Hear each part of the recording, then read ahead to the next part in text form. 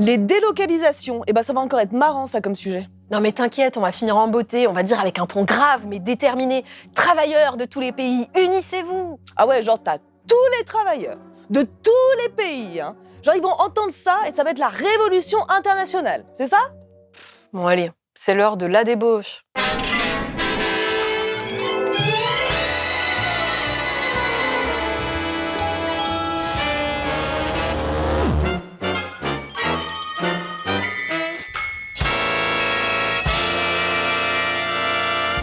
Si vous suivez un peu l'actualité, vous avez sûrement constaté qu'en France, on a régulièrement des entreprises qui ferment et des vagues de licenciements qui s'enchaînent. Et la raison évoquée, c'est la délocalisation. La délocalisation, c'est d'aller faire l'activité d'une entreprise à l'étranger. La multinationale américaine, pourtant bénéficiaire, souhaite relocaliser une partie de la production en République tchèque. 61 salariés, bientôt sur le carreau. Tension sociale en France. Après avoir appris la fermeture de leur usine d'ici 2026, les 1000 salariés de l'usine Michelin ne décolèrent pas. Tous ces licenciements, ils ont des conséquences graves sur les régions industrielles concernées, sur la production du pays, mais aussi sur la vie des travailleurs et travailleuses. Alors, on vous fera plus tard dans la saison une émission dédiée au cas des licenciements, mais en tout cas, gardez ça en tête, ça plonge les gens dans la précarité. Économiquement, mais socialement aussi. Parfois, pour eux, l'usine, ça a été toute leur vie. Le plus dur, ça va être de perdre mes collègues. C'est comme une deuxième maison, une deuxième famille. Si, c'est la famille, hein. Il n'y a pas d'autre mot, c'est la famille. Vous voyez, hein, tout le monde se connaît, tout le monde parle, donc vraiment, c'est vraiment dur pour nous. Mais c'était qu'un boulot, j'ai l'impression que c'était toute votre vie. Mais c'était notre vie. C'était notre vie de travail, c'était notre vie familiale. Yes. Les parents, ils travaillaient à Moulinex, ils faisaient embaucher leurs enfants. Leur fille qui venait, ils avaient embauché, rencontrait son mari dans l'usine. Un exemple emblématique, c'est celui de la sidérurgie. Et le cas de la sidérurgie, c'est plus que jamais d'actualité, avec notamment le débat sur la nationalisation d'ArcelorMittal, le deuxième producteur d'acier dans le monde, qui cherche sans cesse à délocaliser ses activités et qu'on n'arrive pas à retenir. Ouais, enfin, quand on veut, on peut. En tout cas, le résultat, après plus de 50 ans de délocalisation, c'est que celle qu'on appelle la Lorraine du fer, région connue pour sa sidérurgie, est plongée dans un chômage de masse après la perte de nombreux emplois industriels. La concurrence, ça serait ça la principale raison des délocalisations. La France ne serait pas assez compétitive. Et tu sais pourquoi? La peur de gagner. Mais non, Maudit. À cause des salaires, les travailleurs français seraient trop payés par rapport aux travailleurs étrangers. Oui, c'est vrai qu'en France, on a des lois, des normes, un code du travail, plein de saloperies, là. Et le pauvre patron, il y peut rien, on vous dit, parce que c'est aussi la faute des clients. Et oui, les clients qui achètent des produits chinois. Oh, les salauds. C'est le client qui a délocalisé. Le patron ne fait que suivre les choses. Parce le client, il veut du bas prix, et le patron... après, quand l'usine est vidée, qu'est-ce que fait le pauvre patron? Il est obligé d'aller mettre l'usine... Alors justement. Justement, si le client, il veut du bas prix, c'est peut-être parce qu'il n'a pas de budget, il faudrait peut-être augmenter son salaire. Qu'est-ce que vous en pensez, les BFM businessmen, là? Mais non, mais tu te rends pas compte? Parce qu'il y a déjà les impôts qui étouffent les patrons qui croulent déjà sous les taxes. Mais c'est de la torture à ce stade. Non mais écoute le type croulant aux 185 milliards, il va t'expliquer. Donc on va taxer le Made in France. Pour refroidir les énergies, on fait difficilement mieux. Pour pousser à la délocalisation, c'est idéal. Vous l'avez entendu, les taxes les poussent à la délocalisation. Ils n'ont pas le choix, les types. Et tous, ils utilisent cette excuse. Écoutez par exemple les justifications du PDG de Michelin, Florent Menegaux, après avoir annoncé la fermeture de 2 sites, donc le licenciement de plus de 1200 personnes. Amené à se justifier sur les fermetures des usines de Vannes et de Cholet. Plus de 1250 emplois supprimés. Florent Menegaux assure ne pas pouvoir rivaliser avec la concurrence chinoise. Une compétitivité qui serait aussi menacée selon lui par une taxation trop forte sur les entreprises françaises et une réglementation européenne trop complexe. La concurrence internationale, la compétitivité, les normes, les impôts. Vous pouvez pas savoir, vous les travailleurs, vous avez la vie facile. Ouais, bon, après, les normes, ça sert quand même à éviter de fabriquer des trucs dangereux, c'est faire attention à la santé, à l'écologie, peut-être aux conditions de travail. Mais ça coûte cher, on se rend pas compte. Si ça se trouve, il va finir par mettre la clé sous la porte, Bernard Arnault. Il va faire quoi? Il va manger des pâtes comme les pauvres? Le groupe pour lequel Sabrina travaille réalise plus d'1 milliard d'euros de chiffre d'affaires. On va faire des pâtes. Ouais. Les enfants adorent les pâtes. Mais il a choisi de délocaliser sa production en Serbie et au Royaume-Uni. Et oui, c'est ça qui est choquant. Contrairement à ce qu'on veut bien nous faire croire, ceux qui délocalisent font des bénéfices. Ils reçoivent énormément d'aides de l'État, il y a déjà de grosses distributions de dividendes dans ce pays. Depuis qu'Emmanuel Macron est au pouvoir, il y a eu plus de 200 milliards d'euros offerts aux grandes entreprises. C'est juste énorme. Mais pour le capital, ce n'est et ce ne sera jamais assez. Alors depuis le début de l'épisode, on vous parle principalement du travail à l'usine, et peut-être que si vous n'êtes pas ouvrier, vous vous sentez pas concerné. Sauf qu'il n'y a pas que le secteur industriel qui est touché. Vous en avez d'ailleurs déjà sûrement fait l'expérience vous-même, en téléphonant à votre opérateur pour un problème internet ou un changement d'abonnement, ou vous avez peut-être été mis en contact avec un centre d'appel au Maroc ou à Madagascar. Mais si Madagascar concurrence aujourd'hui le Maroc ou la Tunisie, pays précurseurs dans le secteur des centres d'appel, c'est aussi et surtout parce qu'ils coûtent bien moins cher. Madagascar, c'est un pays effectivement qui économiquement a des difficultés. Donc c'est une vraie solution pour l'ensemble des étudiants qui sortent, effectivement, qui ont un bac+2, bac+3. C'est leur première aventure professionnelle. Ah, mais donc en fait, ce patron, il fait ça pour aider des étudiants qui vivent à l'autre bout du monde. C'est gentil de sa part, hein. Ouais, ça doit être ça, ouais. L'entreprise paye ses opérateurs 130 € par mois environ, moitié moins qu'au Maroc par exemple. Certains emplois de service sont délocalisés pour réduire les coûts, parce que c'est toujours ça le levier derrière la délocalisation. Comment est-ce qu'on réduit les coûts de production sans pour autant baisser le prix du produit ? Bah oui, si ça vous coûte moins cher de produire, mais que le client après il paye pareil, et bah c'est tout bénef. Et comment est-ce qu'on fait pour produire moins cher ? Eh bien on paye moins les travailleurs et travailleuses, en allant dans des pays où les gens ont un moins bon salaire qu'en France. Et des pays aussi où il y a moins de cotisations. Vous savez, ce que le patronat appelle des charges, bah en fait, c'est du salaire différé. Parce qu'à la fin, ces cotisations, elles reviennent aux travailleurs, sous forme de droits au chômage, à la retraite ou encore d'arrêt maladie. En tout cas, voilà le problème. Les cotisations, elles arrivent jamais dans la poche du patronat. Ah bah non, elles ne servent pas à les enrichir. Donc la première chose que font les patrons quand ils veulent baisser les coûts, c'est de réduire les salaires et les cotisations. Et ça, croyez-moi, peu d'emplois sont à l'abri. Dans son ouvrage de synthèse sur les délocalisations, l'économiste Helmut Moog explique qu'avec l'usage d'Internet, les relations de face-à-face entre fournisseurs et clients deviennent facultatives, ce qui fait que les postes, même qualifiés, se retrouvent parfois délocalisés. C'est le cas pour des emplois de programmation qui se développent en Inde, mais ça peut être aussi des services juridiques offerts aux entreprises, de l'administration réseau ou encore de l'ingénierie. Le problème de viser uniquement les marchandises, car c'est ce qu'il y a de plus visible, et en effet, ça laisse de côté toutes les autres composantes de la mondialisation qui sont extrêmement dérégulées, la finance, le fait que les services, qui eux sont immatériels, vont connaître une délocalisabilité accrue, et personne, aucun des candidats, ne parle du choc futur que j'entrevois, de délocalisabilité croissante dans l'industrie des services. Après, même si on parle régulièrement des délocalisations, ne paniquez pas, ça n'a aucun impact sur la France au niveau macroéconomique. Ce sont des économistes qui s'intéressent à la croissance qui le disent. Ah bah, je suis rassurée alors. Non mais attends, t'as dit au niveau macroéconomique, c'est genre tout le pays ça. Mais au niveau des régions dans lesquelles les entreprises elles ferment là, ça donne quoi ? Ah bah au niveau micro, chômage de masse. Super. Oui, mais il y a quand même quelques relocalisations. Il y a des entreprises qui reviennent. On est très fiers de ce thermomètre qui est totalement français. Des fournisseurs locaux qui cumulent les avantages par rapport à leurs concurrents chinois. C'est beaucoup plus simple d'avoir les fabricants à côté pour pouvoir d'abord aller les voir, parler avec eux, avoir une visibilité sur nos délais qui est beaucoup plus rapide que lorsque ça vient de l'autre bout du monde, sans compter de la qualité qui est quand même bien meilleure en France qu'ailleurs. L'entreprise alsacienne refabrique aussi des tensiomètres, 20 ans après avoir délocalisé leur production en Chine. Alors oui, comme ça peut sonner un peu alarmiste, mais en réalité, même si ça touche un peu tous les secteurs, il n'y a pas de départ massif en France. Puis de toute façon, on n'est pas la France, nous, on s'en fout. On pense au point de vue des travailleuses et travailleurs. Et bien justement, qu'est-ce qu'il en est des travailleurs et des travailleuses dans les autres pays dans lesquels les entreprises délocalisent ? Pour commencer, c'est très dur de trouver des informations sur ce que deviennent les entreprises une fois délocalisées dans d'autres pays. Nos médias, ainsi que notre monde de la recherche, sont très eurocentrés. Ce qui compte, c'est les conséquences pour la France, sa croissance, ses exportations. Ah ça oui, il y a des choses à en dire sur les plateaux télé ou dans des bouquins. Par contre, les pélos qui perdent leur boulot et ceux qui se font exploiter à l'autre bout de la planète, il n'y a pas grand-chose à raconter apparemment. Leur histoire ne mérite pas d'être entendue. Pourtant, les patrons, quand ils délocalisent, ils choisissent volontairement des pays où le droit du travail est inexistant et où la répression syndicale est très forte. Bah oui, parce que si on ne paye pas de cotisation, il n'y a pas de protection des travailleurs non plus. Et parfois, il n'y a pas de protection tout court. Est-ce que vous vous rappelez de ce complément d'enquête sur les plantations camerounaises de Vincent Bolloré ? Moi, c'est Guillaume, j'ai 34 ans, Capoel. Il a 14 ans. Bonjour. C'est le plus jeune. C'est ton matériel ou on te l'a donné? Toutes tes protections là, c'est... Non, c'est moi qui ai acheté. Les dirigeants de la plantation ont refusé nos demandes d'interview. Donc des enfants bossent sans protection pour des patrons français, c'est un cauchemar, et on n'en entend pas parler, parce que ça date d'il y a 10 ans cette émission-là. Bah oui, ce serait peut-être bien de parler autant de Bolloré et les médias que de Bolloré le colon. Mais attends, tu te moques de qui là?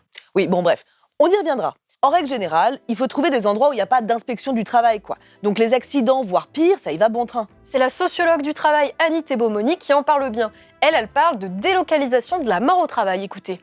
La délocalisation est une expression pudique pour désigner le transfert massif des risques professionnels et environnementaux vers des pays dans lesquels les droits civiques et les droits sociaux sont niés, dans lesquels la résistance, d'où qu'elle vienne, travailleurs et mouvements citoyens, inspecteurs du travail, intellectuels, parlementaires, est violemment réprimée, tant par le patronat, international et local, que par les autorités publiques, soutenues en cela par les États du Nord et par les organismes financiers internationaux garants de l'application planétaire des principes néolibéraux.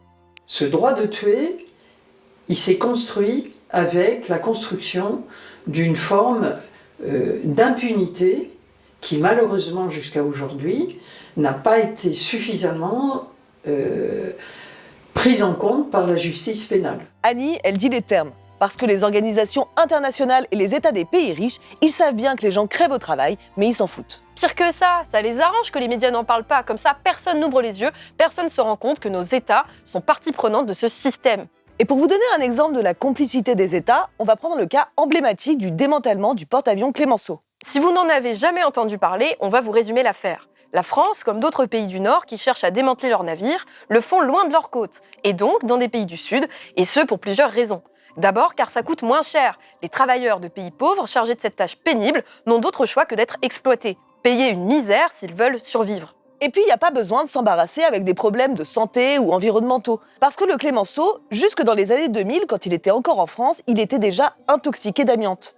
Ces hommes ont travaillé sur le Clemenceau. Ils sont aujourd'hui regroupés dans une association de victimes de l'amiante. Ils ont tous été intoxiqués.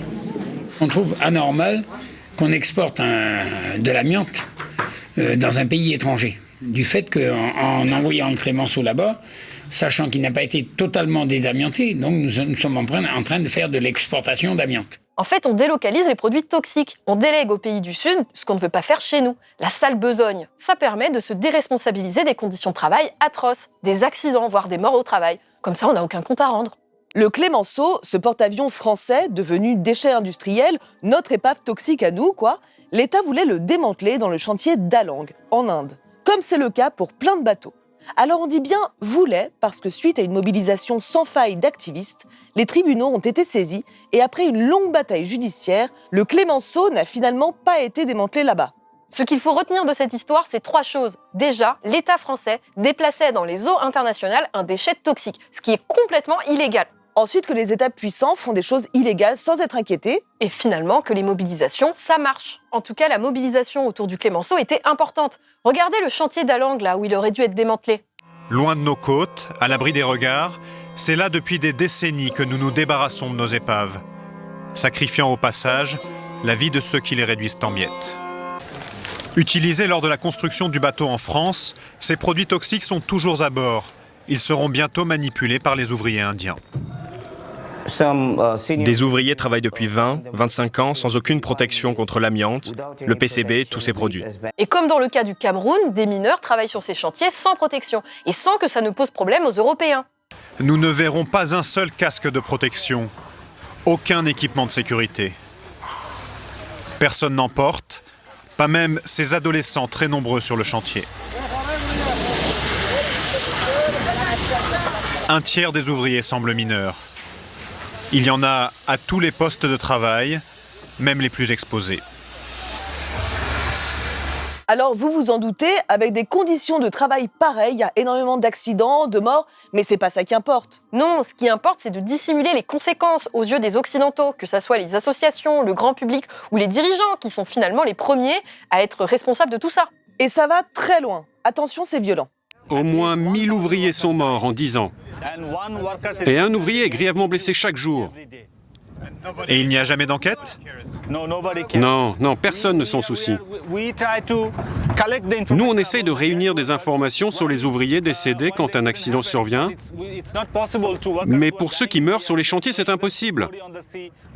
Ils jettent leurs cadavres à la mer et ils les coulent en attachant une plaque d'acier au corps. Donc, on ne peut pas tous les comptabiliser. Voilà, c'est de ça dont on est responsable. En fait, aller exploiter et violenter dans les pays du Sud, c'est ce qu'on appelle la division internationale du travail.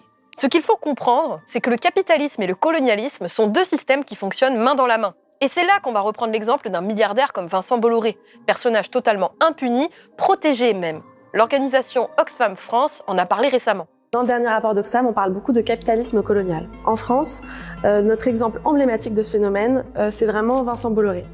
La manière dont il a construit sa fortune, la manière dont il a acquis du pouvoir d'influence en Afrique et en France, c'est fait par une forme de poursuite du système colonial. Et cette fortune-là qui lui permet aujourd'hui de se construire un empire médiatique en France, mais sur la base en fait d'une fortune qu'il a réalisée ailleurs à bas coût, en recyclant tout simplement des entreprises de rente coloniale. Bon, alors le lien entre capitalisme et colonialisme, c'est pas nous qui l'avons découvert, hein, évidemment. Mais si ça nous semble si évident aujourd'hui, c'est grâce au travail d'économistes comme Raoul Prebisch, un Argentin qui, dans les années 50, apporte la preuve chiffrable que les pays centraux dans le capitalisme, comme la France, les États-Unis ou encore l'Allemagne, tirent toujours profit des échanges internationaux, au détriment des pays situés en périphérie du capitalisme, comme l'Éthiopie, le Brésil ou encore l'Inde. La mondialisation, en fait, elle est avant tout profitable aux pays déjà riches. Il faut maintenir à tout prix cette forme de domination.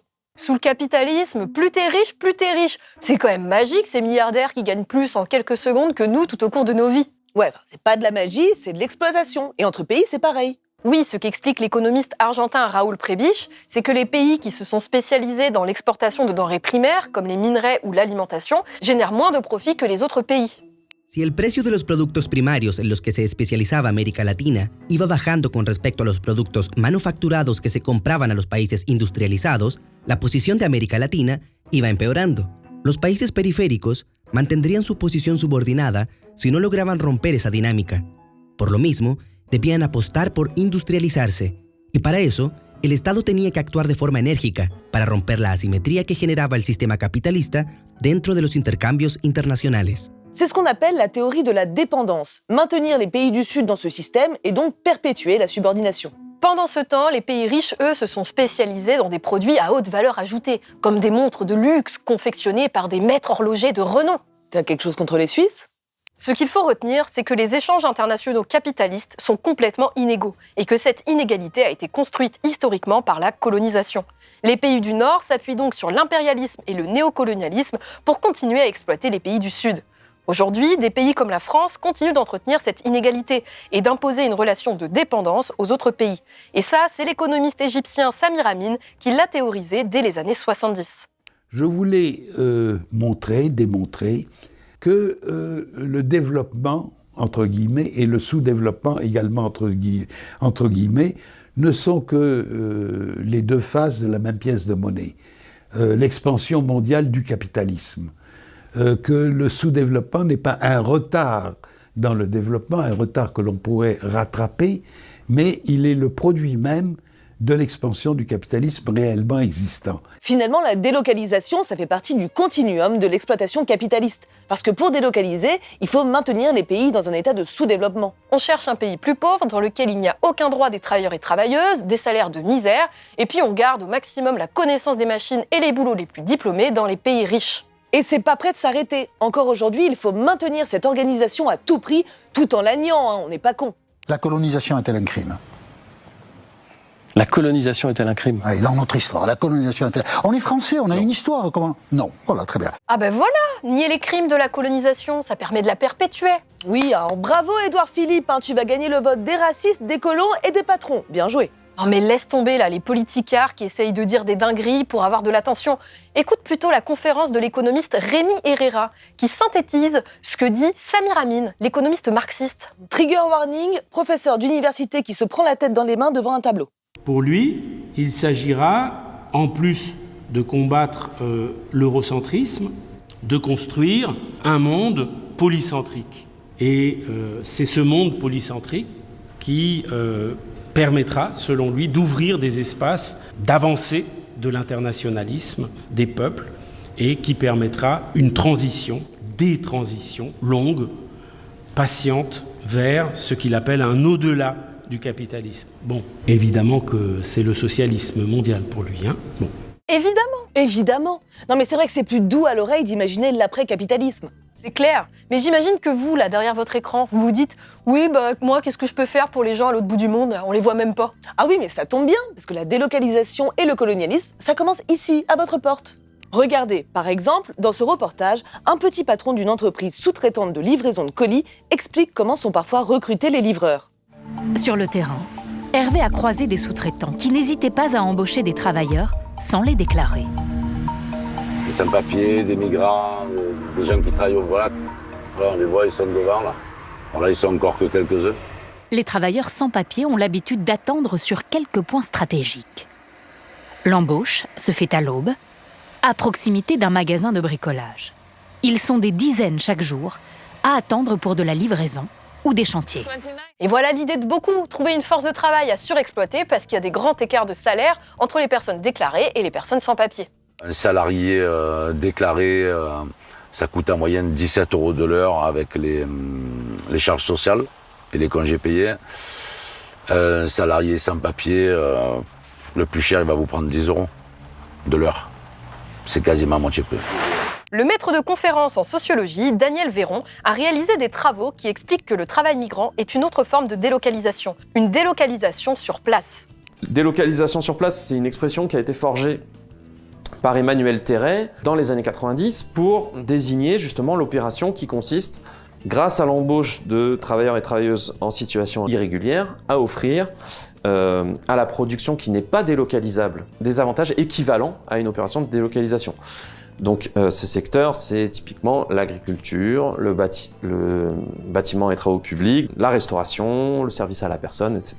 Et cette exploitation, elle a besoin de la déshumanisation opérée par le racisme et la colonisation. Elle se nourrit du rejet social mis en place par l'État. Et que c'est précisément le rejet symbolique, matériel, dont ils sont l'objet qui produit les conditions pour que leur force du travail, précisément, soit si attrayante économiquement. Autrement dit, c'est la vulnérabilisation sociale, mais aussi juridico-administrative, qui produit des conditions matérielles de vie qui font que ces personnes n'ont d'autre choix que d'accepter les conditions de travail, d'emploi, de salaire dégradés. Bon, vous l'aurez compris, tout ça c'est entretenu. Le patronat, il se sert de cette main-d'œuvre. Et méfiez-vous de leurs discours qui disent que sans les travailleurs migrants, ils seraient pas capables de faire tourner leur affaire. Oui, parce que les personnes migrantes devraient être accueillies sans contrepartie. On n'a pas à recevoir les gens pour servir le patronat. Ça entretient le système d'exploitation. À la question « Qu'est-ce qu'on peut faire pour changer les choses ?», le sociologue Daniel Véron répond « Revendiquer une égalité pleine et entière des droits, de protection, de traitement, quel que soit le statut, la raison de la présence, l'origine des personnes, la légitimité supposée de la migration. Cela implique également de faire sien les combats contre les activités prédatrices, impérialistes ou extractivistes qui détruisent les espaces de départ, nécessité d'autant plus impérieuse que l'enjeu environnemental l'exige. Cela suppose enfin et surtout d'épouser les luttes des premiers et premières intéressés, les travailleuses et travailleurs migrants. » Ce que Daniel Véron propose, c'est que tout le monde soit payé de la même manière en France pour le même boulot réalisé, qu'importe le statut, qu'importe les papiers. Un sans-papier devrait être autant payé que quelqu'un qui a la nationalité française et avoir accès aux mêmes droits du travail. Alors dit comme ça paraît peut-être pas révolutionnaire, mais dites-vous que même ça, la France le fait pas. C'est la honte. En fait, que ça soit à propos du travail migrant ou des délocalisations, il faut arrêter de reprendre à son compte les discours patronaux sur le sujet. Vous n'êtes pas en concurrence avec les travailleurs étrangers qui viendraient piquer votre travail, vous êtes les deux faces d'une même pièce. Oui, quand un côté s'en sort mieux que l'autre, on retourne et hop, on voit ce que ça donne. Un exemple concret de ça, c'est qu'il existe des délocalisations de délocalisation. Pour conserver les avantages de coût, les firmes recourent à de nouvelles délocalisations vers les pays voisins de la seconde génération, où les salaires demeurent très faibles. Des firmes quittent ainsi la Chine pour le Vietnam ou l'Éthiopie dans le textile habillement. Ah bah oui, faudrait pas que les gens commencent à être bien payés non plus. Réduire les salaires, couper encore plus dans les cotisations comme le voudrait le patronat, ça n'empêchera pas les licenciements. Ça nous plongera au contraire encore plus dans la précarité. Donc au contraire, il faut réclamer un meilleur salaire pour tous les travailleurs et travailleuses de la planète. Réclamer de meilleures conditions de travail pour toutes et tous. À la concurrence entrepreneuriale, répondant par la solidarité de classe. Travailleurs de tous les pays, unissez-vous. Waouh, c'était un ton grave et déterminé. Je sais. Merci de nous avoir écoutés, on espère que cette émission vous a plu, et nous on se retrouve pour un nouvel épisode le mois prochain. En attendant, vous pouvez donner un don à Blast et nous soutenir financièrement. Mais je suis certaine qu'avec ma boîte, je pourrais faire plus de profit si je remplaçais mes travailleurs par des machines, tu vois. Mais attends, il y a une solution pour ça. Pourquoi tu embauches pas des gens dans les pays pauvres ? C'est que des pauvres là-bas, personne va venir t'emmerder. Ah ouais ? C'est pas mal ça. plus, je me suis un peu renseignée là, regarde. La législation chez certains pays procure une certaine flexibilité dans le travail, avec des amplitudes horaires qui peuvent être parfois beaucoup plus importantes. Je pourrais les faire travailler non-stop. Le rêve. Ah oui, carrément. Mais fais attention, parce que tu vois, il y a aussi écrit « Votre entreprise peut vite faire l'objet d'un bad buzz, notamment si vous ne faites pas attention à certaines pratiques comme le travail des enfants, l'utilisation de techniques qui polluent ou encore l'exploitation de peuples. Votre image peut rapidement s'écorner si vous ne respectez pas la planète ou la dignité humaine. » La quoi? Casse-couille un peu là. Ah ouais, grave.